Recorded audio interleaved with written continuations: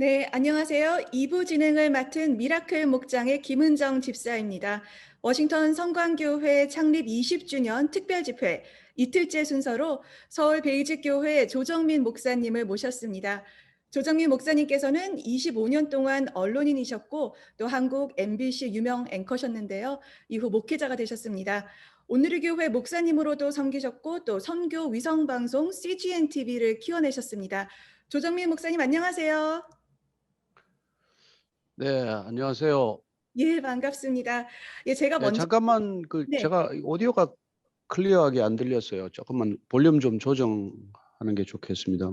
네네네. 오디오 볼륨을 위해서 그럼 제가 오늘 목사님께서 저희 오늘 말씀이 저희 예수님이 제자들의 발을 씻겨 주셨듯이 또 저희들도 낮은 자리에서 섬기며 또 서로 사랑하는 것으로 잘 알려진 그런 성광교회가 되길 목사님께서 오늘 권면해 주셨고요. 또 말씀 가운데 또 생각의 재료가 얼마나 중요한지, 저희의 생각의 재료가 과연 성경인지 아니면 다른 외부의 또 사단이 주는 그런 생각인지 세상의 것인지 그런 것도 잘 생각해 보자고 또 이렇게 권면해 주셨고 네. 또 예, 오디오가 이제는 좋습니까? 네. 네. 예. 제가 다시 이어서 목사님 제가 일단 먼저 첫 번째 질문을 드리고 그다음에 저희 성광교회 새벽 이슬 같은 저희 청년들이 또 목사님께 궁금한 점 이렇게 여쭤보겠습니다. 네, 우선 저는 목사님의 이야기를 좀 듣고 싶은데요. 네. 아까 목사님께서도 조금 언급하셨듯이 90년대 초, 80년대 후반에 이곳에 특파원으로 워싱턴으로 오셨는데 저희가 지금 살고 생활하고 있는 그런 지역이라서 매우 반갑게 또 여겨지는 것 음. 같아요.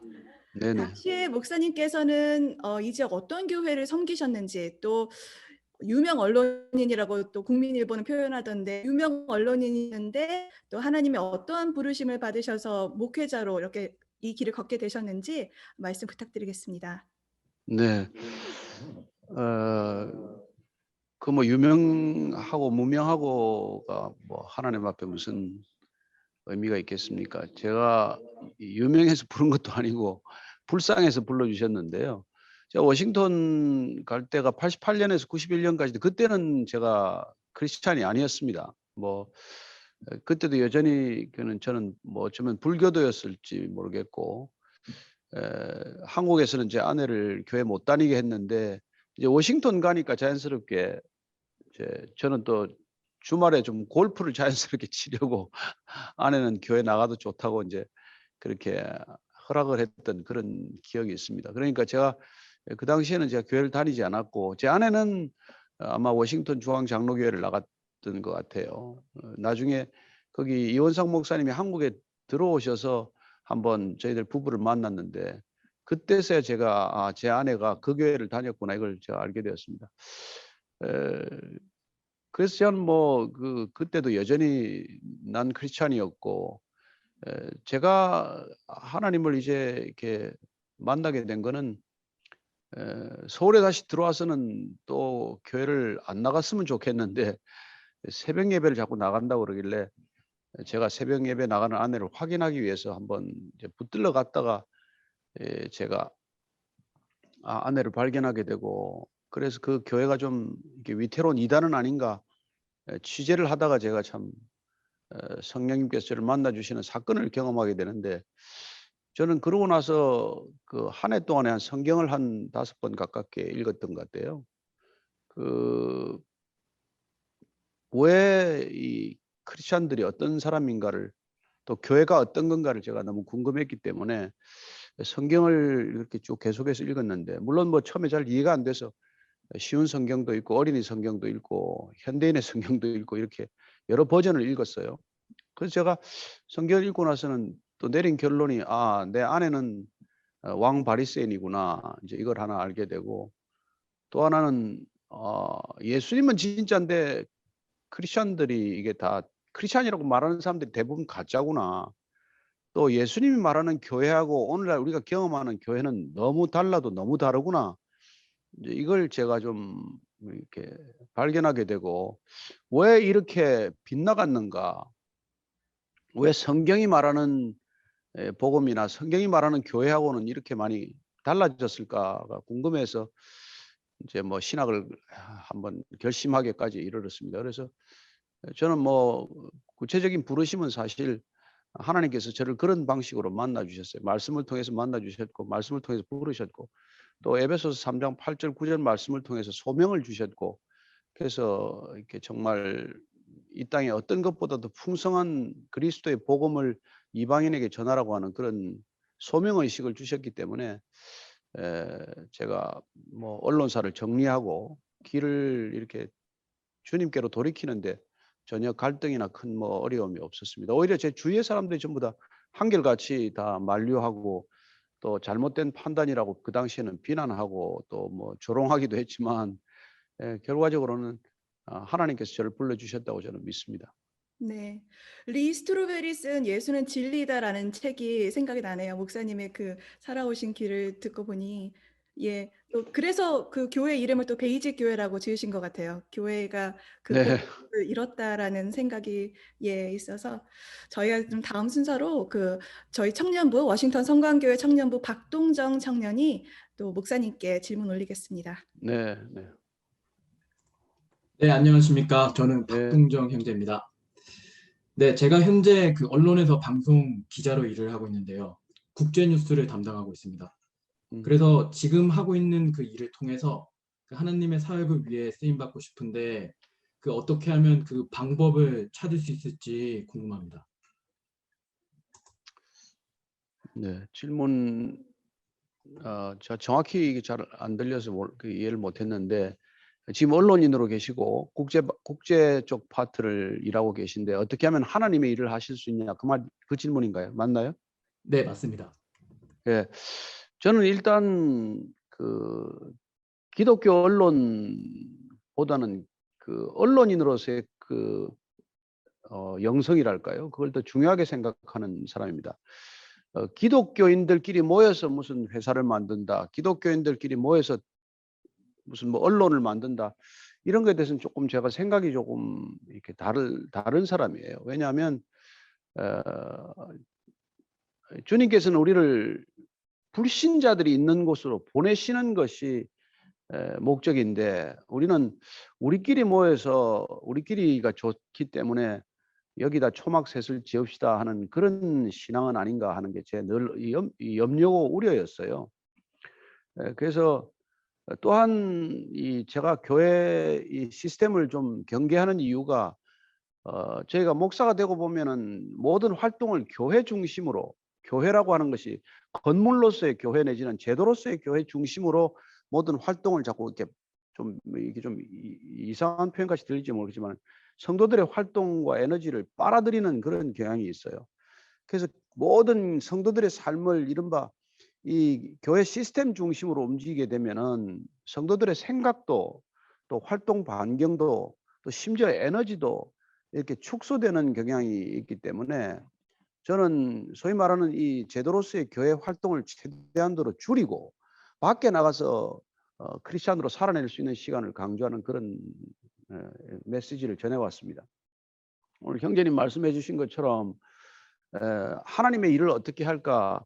저는 세상 속에서 주어진 일을 최선을 다해서 하는 게 하나님의 뜻에 합당한 일이다. 그게 뭐 생명을 빼앗는 일이 아니라면 맡게 된 책임을 정말 누구보다도 완벽하게 해내는 것이 하나님의 뜻에 합당한 삶이고 하나님의 뜻을 제대로 좇는 일이라고 생각을 합니다. 그래서 제가 이전에 섬기던 교회 대학 청년부 젊은이들하고 많은 얘기를 했습니다마는 제발 좀 회사 일 그렇게 대충 하지 말고 뭐 교회 무슨 사역을 핑계로 중간에 일 뭐 하다가 그만두지 말고 밤을 새워서라도 그 일을 다 하고 교회에 오든지 아니면 그 일이 뭐 이렇게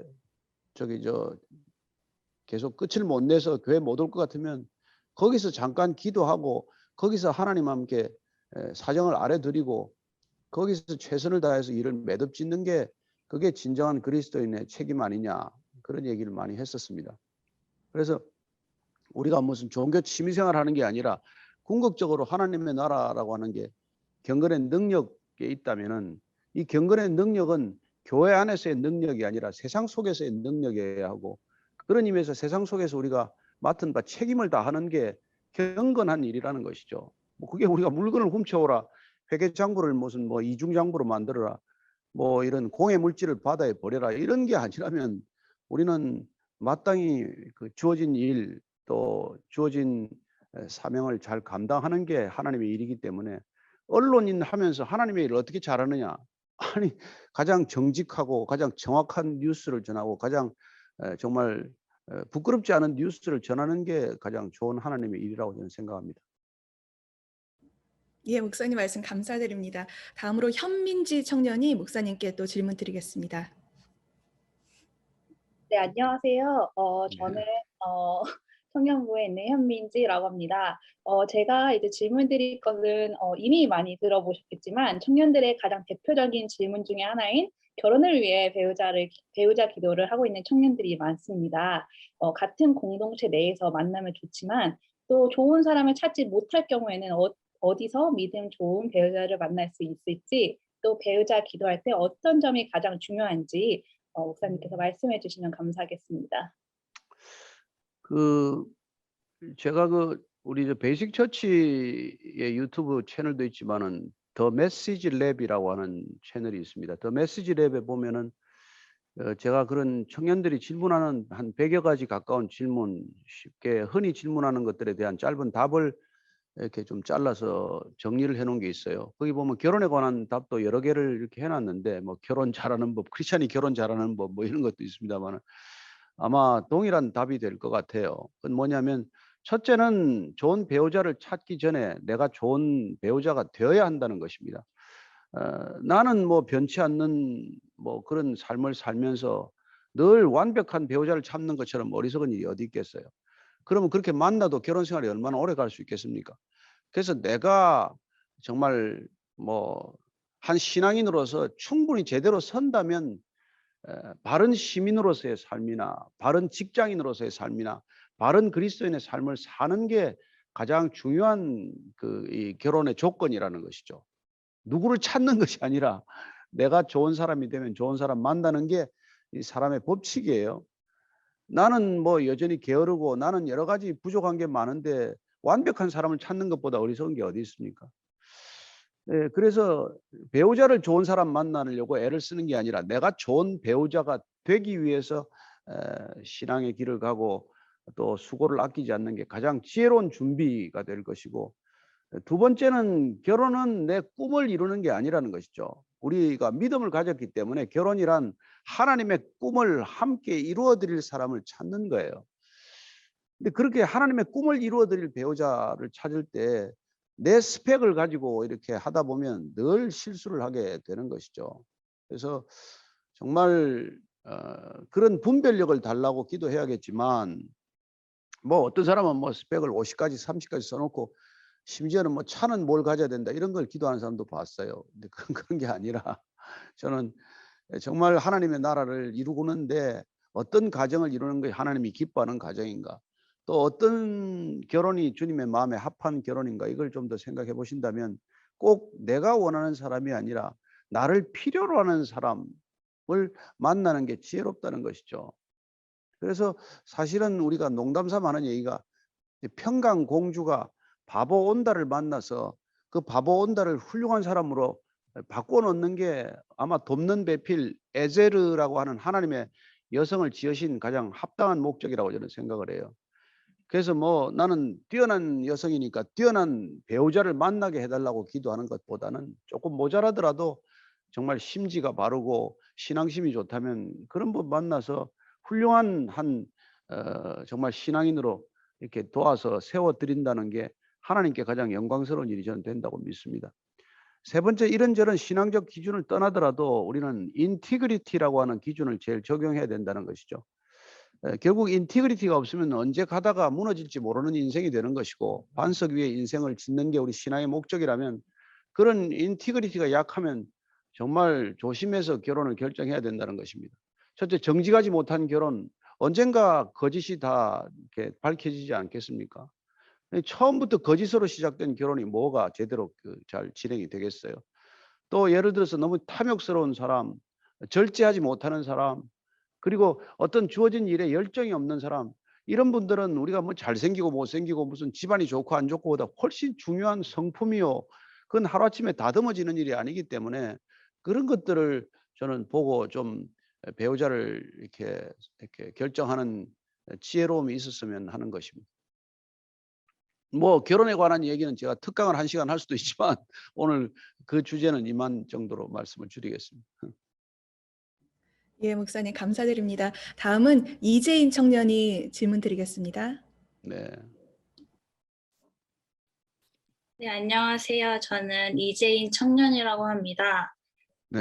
제가 제 주변에 믿지 않는 친구들이 좀 많이 있는데 그 친구들 사이 가운데서 또 어떻게 복음을 전해야 하고 또 이렇게 코로나 시대를 우리가 살아오면서 교회에 대한 거부감이 많이 있는데 그 친구들 사이에서 제가 어떻게 좀 약간 거룩하게 그런 모습으로 그들에게 비춰져서 복음을 전할 때 그들의 약간 거부감이 없는 그런 어떻게 복음을 전해야 할지 궁금해요.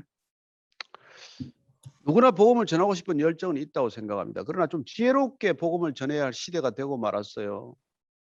막무가내로 복음을 전해 가지고는 오히려 복음을 전해지는 게 아니라 복음을 가로막는 일들이 되기 때문입니다. 예를 들어서 그렇게 뭐 전철 안에 들어가서 불신지옥 뭐 이런 뭐 예수 천당 이런 걸 만약 외친다고 한다면 그 메시지가 틀린 건 아니지만 그 수많은 사람들에게 불안하거나 또 불편을 끼친다면 복음을 전하고 있는 합당한 태도는 아니라고 저는 생각하는 사람이에요. 그렇다면 마찬가지로 정말 삶이 도대체 다른 사람에게 여러 가지 피해를 주고 있는데 그분이 만약 메시지를 전한다면 복음이 제대로 전해지겠습니까? 따라서 오늘날 이 시대에는 복음은 저는 프로페셔널리즘을 통해서 전해진다고 믿는 사람이에요. 프로페셔널리즘이란 서로가 서로를 인정할 수 있는 하나의 레버리지가 되는 것이기 때문에 정말 저 사람한테는 배울 게 있다. 신앙이 아니라 삶의 태도, 삶의 열정, 삶의 목적 이런 것들을 볼 때 저 사람한테는 관심이 간다. 대화를 하고 싶다. 매력이 있다. 이게 오히려 복음을 위한 중요한 통로가 된다는 것이죠.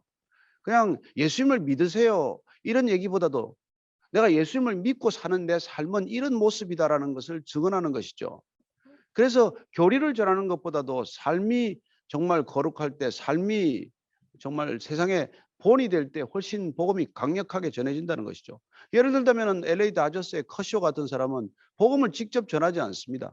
그러나 그의 그 운동 선수로서의 태도, 뭐 실력 이런 것들이 그런 복음을 증거하고도 남는 사람이 된 것이죠. 저는 그런 사람들 뭐 이영표 선수나 무슨 최경주 선수나 개인적으로 만나본 결과 훨씬 어떤 목회자보다도 훌륭한 목회자라는 것을 알게 되었습니다. 그래서 나는 복음 전하고 싶다고 하는 그 열정이 나쁜 건 아니지만 좀 더 지혜롭게 전한다면 이 시대는 내 삶을 통해서 아닌 말로 내 전문성을 통해서 그 전문성이야말로 사람과 사람이 이어지는 소중한 통로가 되기 때문에 그런 것들을 이제는 활용해서 그야말로 관계 전도를 할 수밖에 없다는 것이죠. 두 번째 전도를 위해서 저는 그보다 더 본질적인 문제는 내가 주님을 얼마나 누리고 있느냐 하는 것입니다. 내가 누리지 않는 복음은 절대로 안 전해집니다.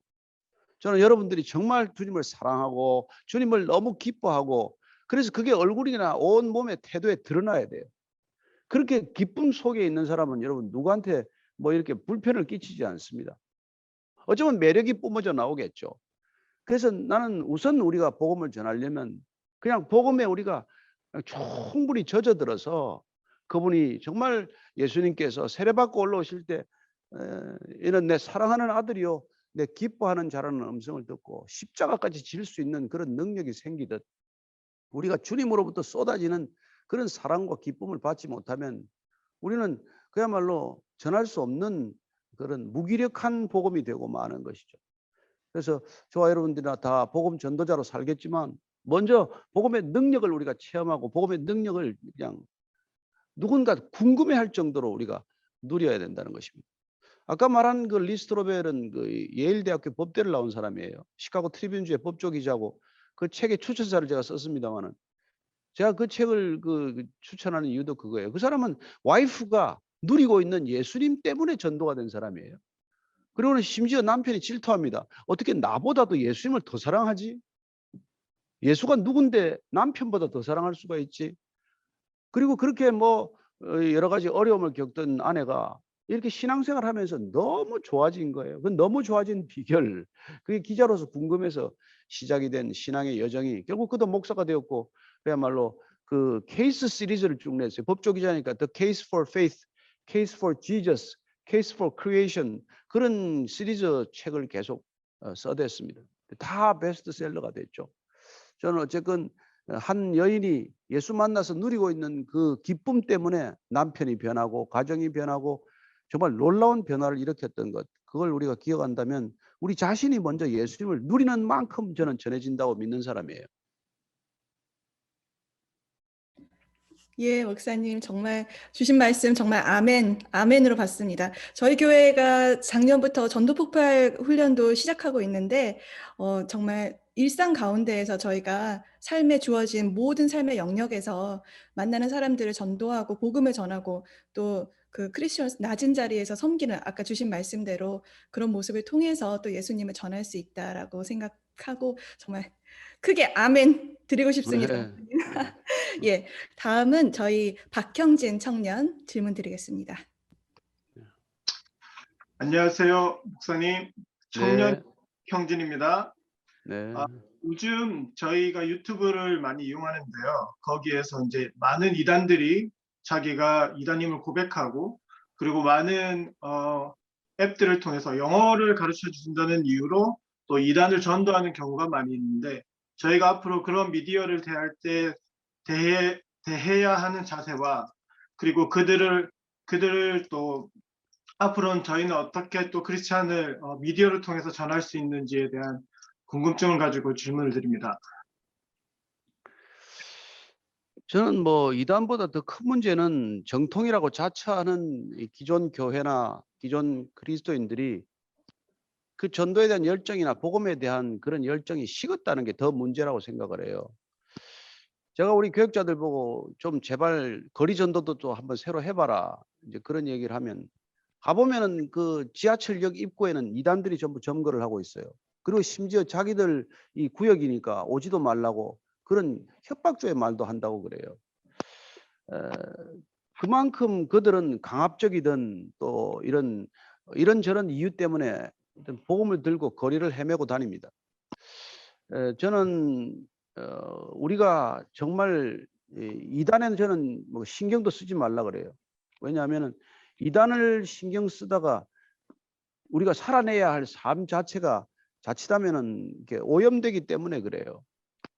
저는 그 흔히 여러분들 듣는 예화지만은 저는 워싱턴 특파원 때 조폐창 거기 달러 찍어나는데도 가봤습니다만은 거기에 달러 그 진폐 감별사는 위조 지폐를 안 봅니다. 1년 동안 진폐만 보고 있습니다.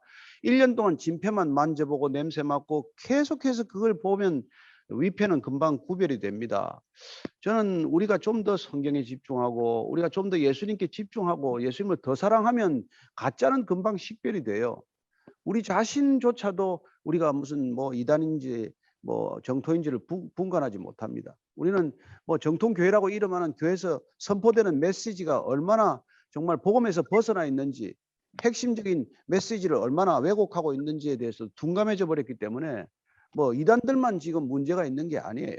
그래서 저는 우리 자신이 먼저 복음으로 단단히 무장될 수 있고, 우리가 정말 성경으로 우리가 뜨거워지면 우리는 그 말씀을 살아내고 전할 수 있는 사람이 되지만, 안 그러면은 이건 이단인가 이건 이단이 아닌가를 분별하느라고 늘 불안한 그게 지경이 되겠죠. 그리고 이단들이 미디어 사용하는 건 어제 오늘 일이 아닙니다. 따라서 그런 걸 뭐 우리가 뭐 이렇게 누가 뭐 물어보면 소개해 줘야 되지만 우리가 또 이렇게 미디어를 멀리해서도 안 되는 것이죠. 저는 뭐 미디어 사역을 처음부터 생각하고 여기 목회를 시작했습니다만은 뭐 어쨌건 마실 물이 없다고 우리가 비난할 일이 아니라 우리가 마실 물을 그래도 이렇게 소개하는 게 더 중요하기 때문에, 아무리 혼탁한 세상이라고 하더라도 또 진리는 전해지게 마련이고 진리는 식별되고 진리의 가치는 변함이 없기 때문에 저는 반드시 주님이 원하시는 사람에게 다가갈 수 있다고 믿습니다. 그래서 우리가 내 자신은 그러면 얼마나 내가 정말 내 신앙의 이단적 요소는 제거하고 있는가, 나는 스스로 정통이라는 어떤 틀 안에서 까마득하게 복음과는 늘 멀어지거나 복음의 열정을 다 놓쳐버린 건 아닌가, 이런 생각을 스스로 한번 점검해 보는 게 이단에 신경 쓰는 것보다도 더 중요하고 급한 과제라고 생각합니다. 예, 목사님, 저희 마지막으로 조민경 청년이 질문 드리겠습니다. 네. 안녕하세요, 목사님. 청년 네. 조민경입니다. 마지막으로 질문 드리겠습니다. 신종 코로나 바이러스의 확산으로 전 세계적으로 대면 예배가 많이 축소되었는데요. 포스트 코로나 시대의 신앙생활과 그리고 전도 어떻게 대비하면 좋을까요? 예, 저는 뭐 이 베이직 교회를 처음 시작할 때부터 뭐 이런 사태를 정확히 예견한 건 아니지만은 이 메가 처치에 대한 그 여러 가지 생각이 달랐습니다. 교회는 본질적으로 메가 처치일 수가 없는 것이죠. 뭐 12 제자로부터 시작이 된 게 교회고 120명 마가의 다락방에서 함께 성령 세례 받음으로 교회가 태동하고 탄생했듯이 그러면 뭐 베드로가 전했을 때 5,000명, 6,000명 돌아오지 않았냐고 말할지 모르겠지만 그러나 그 사람들을 다 모아서 예루살렘 성전을 더 크게 짓고 그리고 10,000명, 20,000명을 수용할 수 있는 스타디움과 같은 그런 교회를 짓지 않았습니다. 그런 것들은 로마의 원형 경기장과 같은 것이고 세상 사람들은 그런 것들을 원하지만은 교회는 늘 정말 가정교회를 중심으로 했고 늘 교회는 제도로서부터 또 의식과 절차로부터 이런 것들로부터 자유한 하나님의 나라를 이루어 왔기 때문에 우리는 이 코로나 시대라고 해서 특별히 사실은 이 대면 예배가 어렵다는 것 자체가 우리가 얼마나 빗나갔는지에 관한 것을 증언해 주고 있고 검증하고 있는 시대라고 저는 믿습니다. 저는 교회가 처음 시작될 때부터 그야말로 주님께서 마태복음 28장 마지막 부분에 우리가 가라 모든 족속으로 제자를 삼으라고 할 때 가라고 하는 것은 흩어지라는 것과 마찬가지죠. 그래서 교회는 sitting capacity가 아니라 sending capacity 내지는 scattering capacity라는 말을 할 정도로 우리가 흩어지는 곳에 영향력이 확산될 때 교회는 진정한 교회의 영향력이 되는 것 아니겠어요? 그래서 오늘 온라인 시대는 어쩌면 그런 것들을 위해서 최적의 조건들을 우리에게도 여전히 공급하고 있다는 것을 우선 긍정적으로 받아들여야 된다는 것입니다. 우리가 건물을 지어서 뭐 1,000명, 10,000명 모으기는 어렵지만 그리고 엄청난 돈이 들겠지만 지금 이렇게 줌을 활용하면은 또 이게 SNS나 여러 가지 플랫폼을 이용하면 우리가 뭐 그야말로 경비가 없이 얼마든지 이런 대규모 집회는 가능한 시대가 되었기 때문에 이제 어차피 온라인 중심의 교회들이 확장될 거라고 저는 믿습니다. 온라인 처치라고 하는 개념은 조금 어떻게 보면 모순될 수도 있고 때로는 부정적으로 들릴 수 있겠지만 온라인 툴을 활용하는 교회 따라서 오프라인 처치가 가지고 있는 여러 가지 한계점을 극복할 수 있는 온라인 미디어의 그런 장점들은 10분 활용되고 긍정적으로 받아들여야 된다는 것이죠. 따라서 앞으로는 온오프라인의 결합 모델로서의 교회들이 점점 많아질 것이고 어쩌면 대형 교회가 추진해왔던 저런 형태는 온라인으로 대체될 수가 있는 것이지만 여전히 작은 소그룹 모임 같은 것은 오프라인 처치의 본질적인 그런 이 만남과 목적들이 달성될 수 있을 거라고 믿습니다. 따라서 여러분들이 사는 미국에서는 영주권과 시민권이 구분되어 있듯이 어쩌면 앞으로 교회 성도들은 영주권 신자들과 어쩌면 시민권 신자들로 나눠지게 될 거예요. 나는 교회 뭐 헌신에는 관심이 없습니다. 나는 나 하나 메시지 듣는 거로 족합니다 하면 그런 분들은 아마 영주권 신자가 될 것이고 그러나 나는 정말 주님의 뜻에 따라서 제자도의 길을 가겠습니다. 그리고 소그룹이 모여서 함께 하나님의 나라를 이루고 싶습니다 하는 분들은 정말 영주권과 어떤 구분되는 시민권자 마치처럼 그렇게 모여서 그분들이 성찬도 하고 정말 깊은 예배를 드릴 수 있는 그런 오프라인 처치의 특성을 더 살려낼 수 있는 공동체가 필요하거니와 또 그렇게 될 거라고 저는 믿어요. 그래서 온라인과 오프라인은 서로 적대적인 관계는 아닙니다. 보완적인 관계고 서로가 서로를 충분히 서로 도울 수 있는 그런 관계라는 것이죠.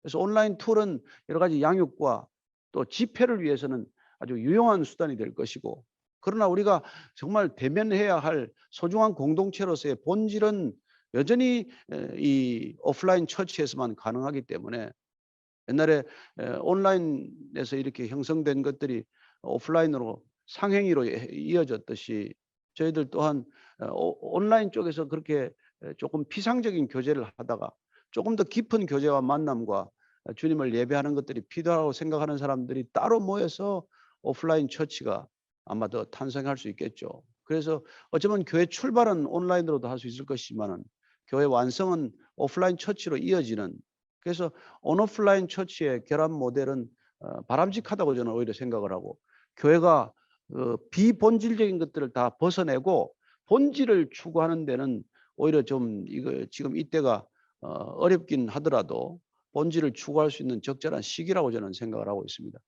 젊은 청년들께서 이런 것들이 익숙하고 미디어나 플랫폼에 익숙한 분들이 이런 움직임들을 조금 앞장서서 이렇게 선도해 가야 하는 것이죠. 뭐 저도 나이가 지금 70 하나인데 저는 이런 거 싫습니다. 솔직히 말해서 이런 줌이나 이런 거 이용하는 게 불편해요. 그러나 하나님 나라를 위해서 이런 것들이 주어진 이상 활용할 책임과 의무가 있는 것이고, 이런 것들을 통해서 우리는 어떻게 오프라인 처치를 더 강화할 것이며 오프라인 커뮤니티를 어떻게 더 형성할 것이며 어떻게 우리가 부족한 오프라인 처치에서 부족한 것들을 여기서 끌어다 쓸 것인가 하는 점에서는 유용하기도 하고 또 반드시 활용되어야 할 것이기 때문에 저는 여러분들이 어른들과 함께 정말 같이 교회 공동체를 든든하게 이루어가기를 기대하고, 또 여러분들의 책임이 훨씬 더 커졌다는 것입니다.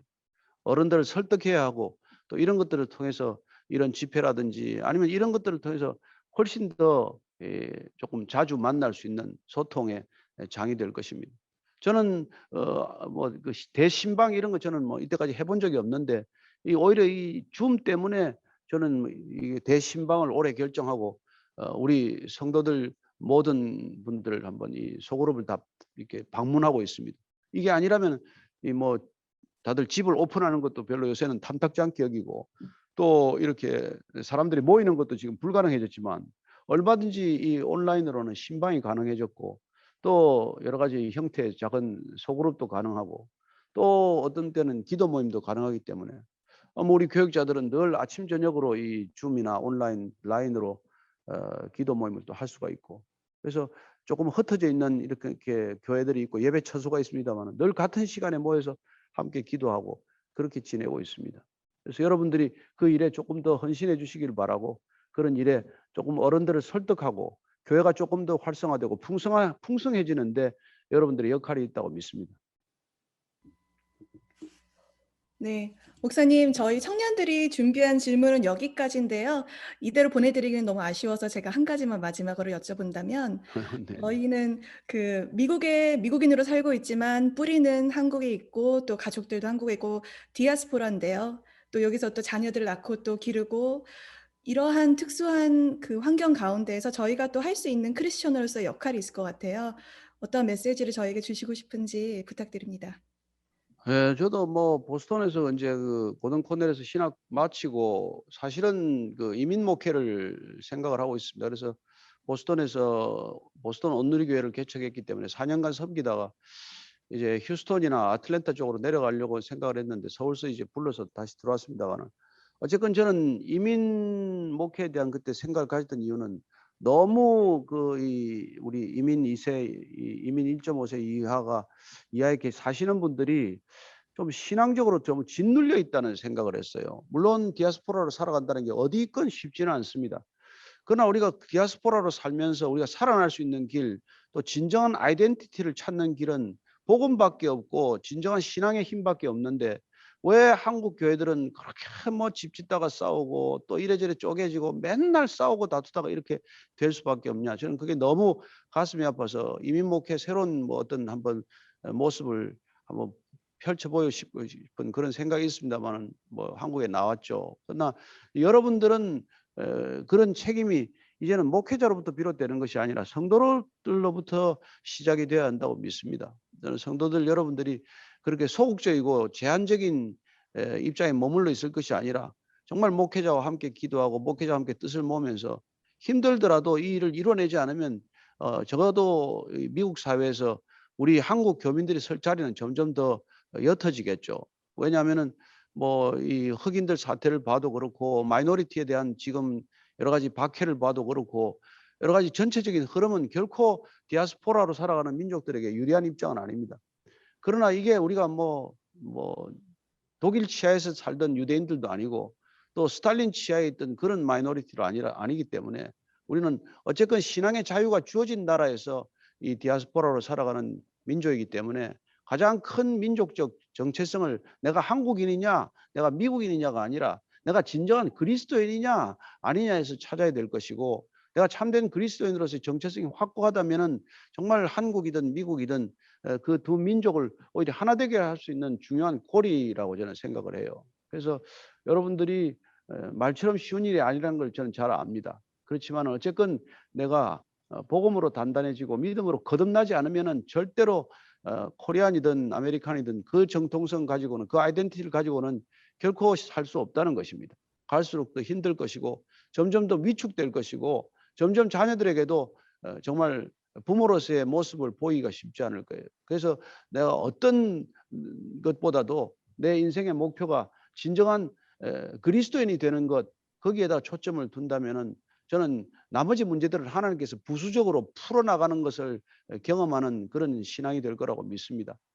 힘들고 어렵겠지만 그게 무슨 뭐 교회 열심히 나가고 뭐 교회 헌신을 많이 하고 헌금을 많이 하는 차원이 아니라 예수님과 더 가까워지고 예수님과 정말 열애와 사랑에 빠지고 그분으로부터 직접 음성을 듣고 그분으로부터 직접 공급받는 그런 영적 자양분이 아니고서는 우리의 신앙은 메말라가기 마련이고 결국은 그냥 정말 힘들어서 그리스도인인 것조차도 잃어버리고 사는 게 되는 것이죠.